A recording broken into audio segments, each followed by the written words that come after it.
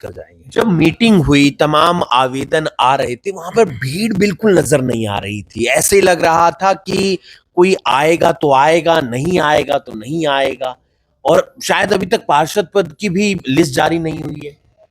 देखिए, जब चुनाव शुरू हुआ, जब नोटिफिकेशन आई, तो भाजपा के द्वारा तमाम तरह के आरोप लगाए गए कि कांग्रेस सिंबल पर नहीं लड़ेगी।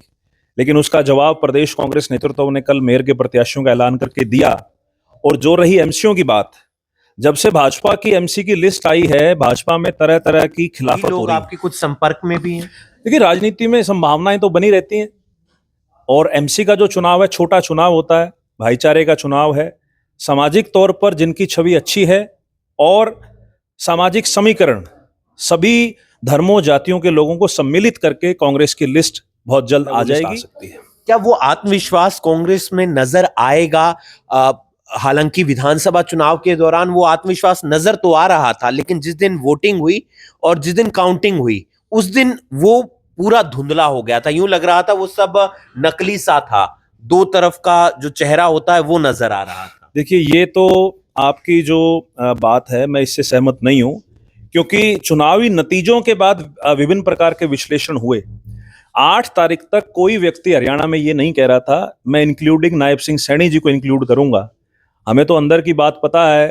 मुख्यमंत्री निवास पर तो झोले पैक होने शुरू हो गए थे, सामान पैक होना शुरू हो गया था। कोई व्यक्ति ये उम्मीद नहीं कर रहा था कि कांग्रेस की सरकार प्रदेश में नहीं सवाल। और पहला सवाल, जब आप चुनाव लड़े लोकसभा का, भले ही आप हार गए, लेकिन वोट परसेंटेज आपने अच्छा हासिल किया। लेकिन ये आरोप लगातार उस दौरान भी लग रहे थे, भले ही आप खुले दिल से नहीं बोल पा रहे थे, लेकिन वहां पर भी गुटबाजी हुई थी। बहुत सारे नेताओं ने आपका साथ नहीं दिया था। ये ग्राउंड पर मैंने भी देखा था। विधानसभा चुनावों में भी ऐसा हुआ। हालांकि सुमिता सिंह ने ये बात ना ही बोली हो, लेकिन बाकी नेताओं की तरफ से ऐसी चीजें आ गई थी। क्या यहां पर नगर निगम के चुनाव, छोटा चुनाव है, भले एकजुट हो पाएंगे? हमारे जिले के लोकसभा के सभी नेताओं ने मेरा साथ दिया।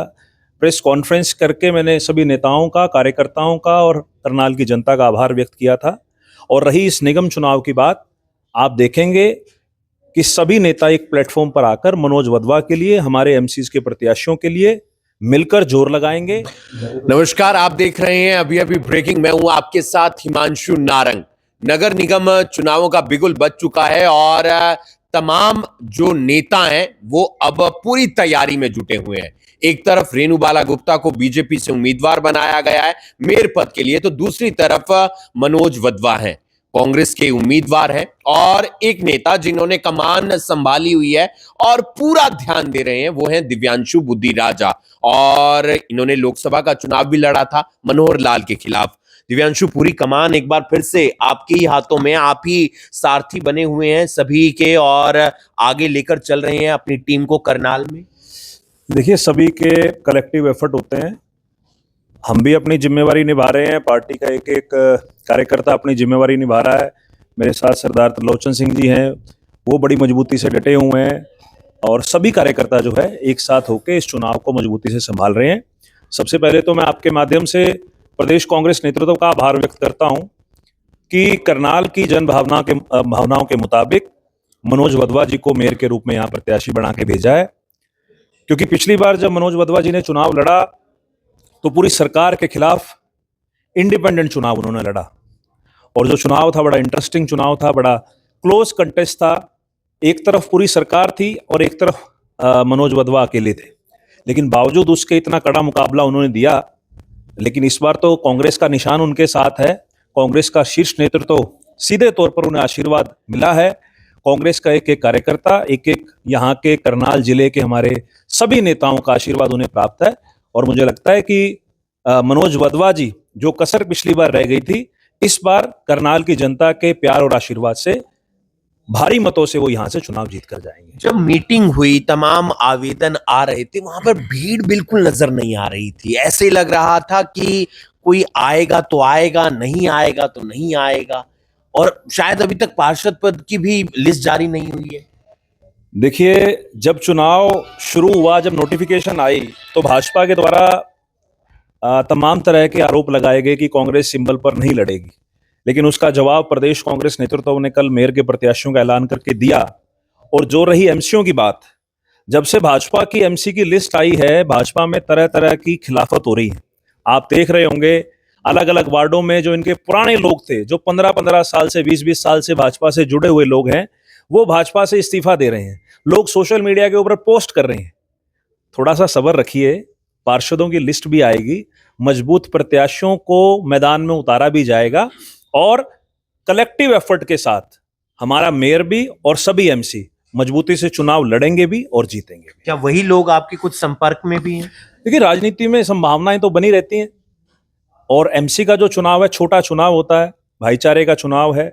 सामाजिक तौर पर जिनकी छवि अच्छी है और सामाजिक समीकरण सभी धर्मों जातियों के लोगों को सम्मिलित करके कांग्रेस की लिस्ट बहुत जल्द आ जाएगी।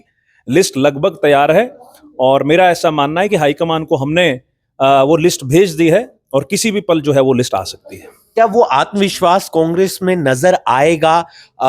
हालांकि विधानसभा चुनाव के दौरान वो आत्मविश्वास नजर तो आ रहा था, लेकिन जिस दिन वोटिंग हुई और जिस दिन काउंटिंग हुई उस दिन वो पूरा धुंधला हो गया था। यूं लग रहा था वो सब नकली सा था, दो तरफ का जो चेहरा होता है वो नजर आ रहा था। देखिए, ये तो आपकी जो बात है मैं इससे सहमत नहीं हूं, क्योंकि चुनावी नतीजों के बाद विभिन्न प्रकार के विश्लेषण हुए। 8 तारीख तक कोई व्यक्ति हरियाणा में ये नहीं कह रहा था, मैं इंक्लूडिंग नायब सिंह सैनी जी को इंक्लूड करूंगा, हमें तो अंदर की बात पता है। मुख्यमंत्री निवास पर तो झोले पैक होने शुरू हो गए थे, सामान पैक होना शुरू हो गया था। कोई व्यक्ति ये उम्मीद नहीं कर रहा था कि कांग्रेस की सरकार प्रदेश में नहीं बनेगी। अब उसमें कारण कुछ भी रहा हो, क्योंकि उसके ऊपर बड़ा एक लंबा टॉपिक है कि किस वजह से वो नहीं हुआ, लेकिन फिर भी मैं अगर वोट शेयर की बात करूं, मैं हरियाणा की जनता का आभार व्यक्त करता हूं कि उन्होंने बराबर का वोट शेयर कांग्रेस को दिया, बड़े क्लोज मार्जिन से। लगभग 23-24 हजार वोटों का अगर हम मार्जिन देखें, सिर्फ इतनी वोटों से कांग्रेस की सरकार नहीं आई। रही कॉन्फिडेंस की बात, आत्मविश्वास की बात, मुझे लगता है कि मेरी बात जो आपके दर्शक सुन रहे होंगे तो किसी भी प्रकार से आत्मविश्वास कम नहीं हुआ। हारे जरूर हैं, हौसला नहीं हारे, हौसला कायम है, आगे की लड़ाई लड़ेंगे। राजनीति एक तरीका है जनसेवा का, लोगों के बीच में है, लोगों की सेवा के लिए उपलब्ध है। अगर लोगों ने सरकार में नहीं बिठाया तो बतौर विपक्ष एक मजबूत भागीदारी निभाते हुए लोगों की सेवा करेंगे और इस चुनाव में बड़ी मजबूती से चुनाव लड़ेंगे। 2 सवाल और। पहला सवाल, जब आप चुनाव लड़े लोकसभा का, भले ही आप हार गए लेकिन वोट परसेंटेज आपने अच्छा हासिल किया, लेकिन ये आरोप लगातार उस दौरान भी लग रहे थे, भले ही आप खुले दिल से नहीं बोल पा रहे थे, लेकिन वहां पर भी गुटबाजी हुई थी। बहुत सारे नेताओं ने आपका साथ नहीं दिया था, ये ग्राउंड पर मैंने भी देखा था। विधानसभा चुनावों में भी ऐसा हुआ, हालांकि सुमिता सिंह ने ये बात ना ही बोली हो, लेकिन बाकी नेताओं की तरफ से ऐसी चीजें आ गई थी। क्या यहां पर नगर निगम के चुनाव, छोटा चुनाव है भले, एकजुट हो पाएंगे सभी? हमारे जिले के लोकसभा के सभी नेताओं ने मेरा साथ दिया। प्रेस कॉन्फ्रेंस करके मैंने सभी नेताओं का, कार्यकर्ताओं का और करनाल की जनता का आभार व्यक्त किया था। और रही इस निगम चुनाव की बात, आप देखेंगे कि सभी नेता एक प्लेटफॉर्म पर आकर मनोज वधवा के लिए, हमारे एमसीज के प्रत्याशियों के लिए मिलकर जोर लगाएंगे और उनको यहां से जितवाने का। कितनी देर में लिस्ट जारी हो रही है? देखिए, ये तो प्रदेश नेतृत्व तय करता है। हमारी तरफ से जो फॉर्मेलिटीज होती हैं, जो पैनल जाता है, वो हम अपनी फॉर्मेलिटीज पूरी कर चुके हैं और मुझे लगता है क्योंकि इस समय 4 बज चुके हैं तो मुझे लगता है कि ज्यादा से ज्यादा 1 घंटे के अंदर लिस्ट जारी हो जानी चाहिए। एक आखिरी सवाल, कल नामांकन है, कहाँ मुख्य कार्यालय होगा और कल नामांकन में कौन कौन आ रहा है, कितने बजे नामांकन, और आपकी ड्यूटी करनाल में? देखिए, मैं पूरी लोकसभा क्षेत्र में 2 जगह चुनाव है जहां कांग्रेस पानीपत और करनाल, क्योंकि पानीपत का चुनाव अभी लेट है तो कल मनोज वधवा जी के साथ जाकर नामांकन भरवाएंगे। और जो कार्यालय है, मुख्य कार्यालय, वो कल्पना चावला हॉस्पिटल के ऑपोजिट साइड पुरानी कोर्ट कॉम्प्लेक्स के सामने हमारा जो है कार्यालय रहेगा। और बाकी वार्ड्स में जो हमारे एमसीज के प्रत्याशी होंगे उनका लोकल वार्ड में ऑफिस रहेगा। और मैं दोनों जगह, करनाल भी और पानीपत भी, क्योंकि शुरू में अभी करनाल चुनाव है तो मेरा फोकस शुरू में करनाल रहेगा, लेकिन पानीपत का, करनाल का दोनों चुनाव मजबूती से पार्टी ने जो जिम्मेवारी दी है उसको निभाते हुए संभालने का काम करेंगे। करेंगे। दिव्यांशु बुद्धिराजा कांग्रेस के नेता भले ही हार गए हों लेकिन हौसले बुलंद हैं और मनोज वधवा के चुनाव से लेकर पानीपत में जो चुनाव होगा नगर निगम का उसके लिए पूरी तरह से तैयार है कांग्रेस पार्टी। नतीजे 12 मार्च को आएंगे। देखना ये रहेगा कि करनाल के अंदर कांग्रेस पार्टी का प्रदर्शन मेयर के तौर पर और पार्षद पद के उम्मीदवारों के तौर पर कैसा रहता है अगर गुटबाजी नहीं होती है तो। आप देख रहे हैं अभी अभी ब्रेकिंग। मैं हूं आपके साथ हिमांशु नारंग। धन्यवाद।